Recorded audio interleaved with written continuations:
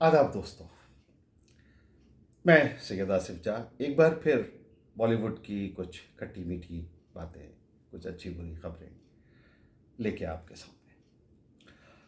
तो आज film disco dancer की बात करते हैं। मिथुन चक्रवर्ती साहब की अहम film, super duper hit film disco dancer. इस फिल्म के डायलॉग्स डॉक्टर राही मासूम रजा ने लिखे। और जब ये फिल्म रिलीज़ हुई और ये फिल्म बेइंतहा कामयाब हुई, it was one of the most successful film of its time.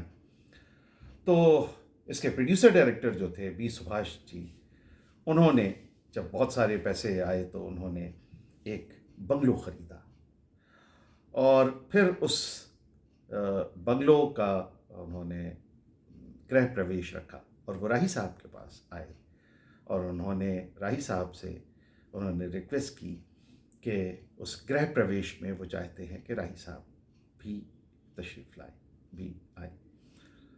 राही साहब ने बिल्कुल खुशी खुशी उनका इनविटेशन कबूल किया और कहा कि हाँ, मैं बिल्कुल आऊँगा, ज़रूर आऊँगा।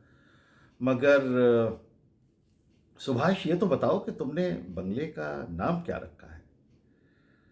बी सुभाष जी ने अपनी बड़ी इनोसेंस के साथ उन्होंने कहा कि राही साहब, जिस फिल्म की कमाई से बंगला ख़रीदा है, मैंने बंगले का नाम भी उसी पे रख दिया है। राही साहब बहुत चौंक के राही साहब ने पूछा, यानी क्या नाम रखा है? और बी सुभाष जी ने कहा कि कब बंगले का नाम है डिस्को डांसर। राही साहब को ये सुन के बड़ा ही was shocked to hear that the bungalow is named disco dancer. B Subhash ji को कुछ लगा कि कुछ गड़बड़ है, तो उन्होंने राही साहब से पूछा कि राही साहब क्या बात है? तो उन्होंने कहा, नहीं कोई बात नहीं, ठीक है, तुम जाओ, my best wishes are with you, आप अपने बंगले में प्रवेश कीजिए और मैं नहीं आ पाऊँगा।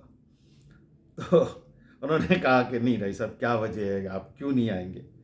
राही साहब ने बड़ी सफाई के साथ उनसे कहा कि सुभाष, जिस बंगले का नाम डिस्को डांसर हो, उसके अंदर मैं कदम कभी नहीं रखूँगा। तो ये थे राही साहब, इस तरह वो खुल के बात कह देते थे।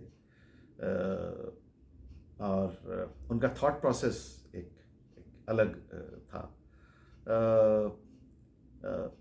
वो एक आई मीन फिल्में उन्होंने हर तरह की लिखी। उन्होंने जोगिंदर जी की बिंदिया और बंदूक भी लिखी और उन्होंने लम्हे भी लिखी।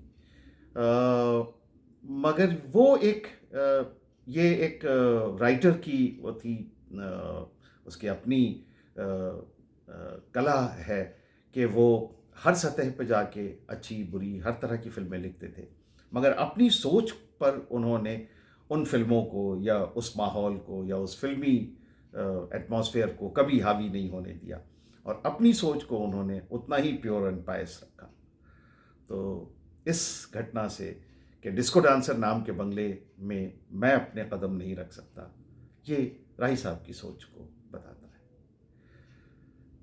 तो ये था आज का हमारा एक छोटा सा वाकया। फिर किसी और वाकये के साथ, किसी और इंसिडेंट के साथ आपसे फिर मुलाकात होगी। Thank you.